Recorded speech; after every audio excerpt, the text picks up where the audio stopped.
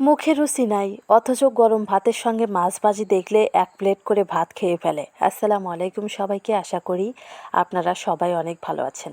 আজকে সকাল সকাল আমাদের পুকুর থেকে কতগুলো মাছ ধরা হয়েছে দেখুন। এই মাছগুলোকে এখন কাটবো, যেহেতু সকালে রান্না করা শেষ।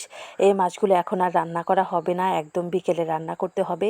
তাই মাছগুলোকে আমি সুন্দর করে কেটে ধুয়ে পরিষ্কার করে তারপরে ফ্রিজে রাখবো। আমি মাছ কাটার জন্য বটি নিয়েছি আর মাছ কেটে রাখার জন্য একটা পাত্র নিয়েছি। আমার অনেক কিউট কিউট আপুরা রয়েছে যারা কিন্তু মাছ কাটতে পারে না বটি দিয়ে, তারা ছুরি দিয়ে মাছ কাটে এবং অনেকেই বলে যে আমি বটি দিয়ে মাছ কাটতে ভয় পাই। তাদেরকে বলছি, আমিও কিন্তু একটা সময় ছিল যখন বটি দিয়ে মাছ কাটতে বা তরকারি কাটতে অনেক ভয় পেতাম, কিন্তু আমার ধীরে ধীরে অভ্যাস হয়ে গেছে। আমি অনেক চেষ্টার পরে পেরেছি। একটা কাজ কিন্তু মানুষ একদিনে শেখে না, তাকে ধীরে ধীরে করা আয়ত্ত করে তারপরে সেই কাজটা শিখতে হয়। একটা কথা বলি, আর সেটা হচ্ছে আমি কিন্তু প্রায় 2 বছর হলে ইউটিউবে কাজ করি, কিন্তু এখন পর্যন্ত আমি ইউটিউব থেকে কোনো প্রকারে কোনো সফলতা পাই নাই।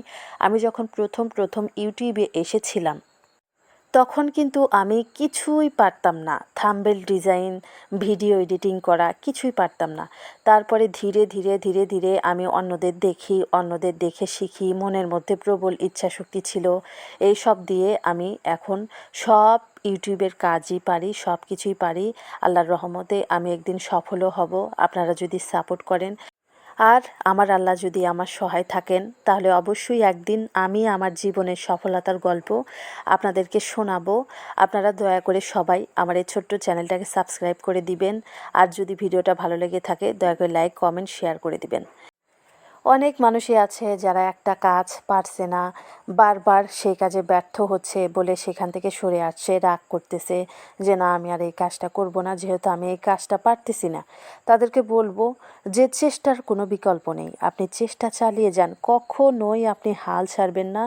আপনি শুধু আল্লাহর উপর ভরসা রেখে আপনার কাজটা চালিয়ে যান, ইনশাল্লাহ একদিন আপনি সফল হবেন।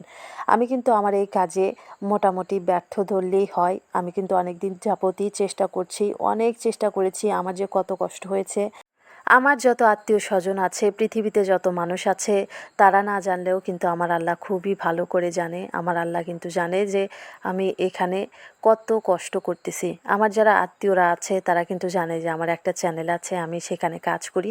তাদেরকে আমি বারবার বললেও তারা কিন্তু কখনোই ভিডিও দেখে না, কারণ তারা মনে করে যে হয়তো আমি অনেক দূরে পৌঁছে যেতে পারি একদিন, হয়তো তাদেরকে টপকে আমি উপরে উঠতে পারি। এই জন্যই কিন্তু আত্মীয়রা কখনোই পাশে থাকে না। আপনারা আপনাদের বিপদে কখনোই আপনার আত্মীয়দের পাশে পাবেন না, আপনাদেরকে একাই এগিয়ে যেতে হবে। যদি তোর ডাক শুনে কেউ না আসে তবে একলা চলো রে, এটা হয়তো আপনারা সবাই শুনেছেন। আপনার যেহেতু পা আছে, যত দূর ইচ্ছে আপনি দৌড়ান। আপনার দৌড়ানোর ক্ষমতা কমে গেলে হাঁটুন, তবুও অন্যের পা ধরে হাঁটার চেষ্টা কখনোই আপনি করবেন না। অন্যের পা ধরার চেষ্টা করলে কিন্তু আপনি কখনোই সফল হবেন না। তবে আমার কিউট কিউট আপুরা, ভাইয়ারা, দাদারা, দিদিরা ভালো থাকবেন, সুস্থ থাকবেন। আমার মাছ কাটা শেষ, এবার ফ্রিজে রেখে দিচ্ছি। পরবর্তী ভিডিওতে আপনাদের সঙ্গে আবারও দেখা হবে ইনশাল্লাহ। ভালো থাকবেন, সুস্থ থাকবেন, আল্লাহ হাফেজ।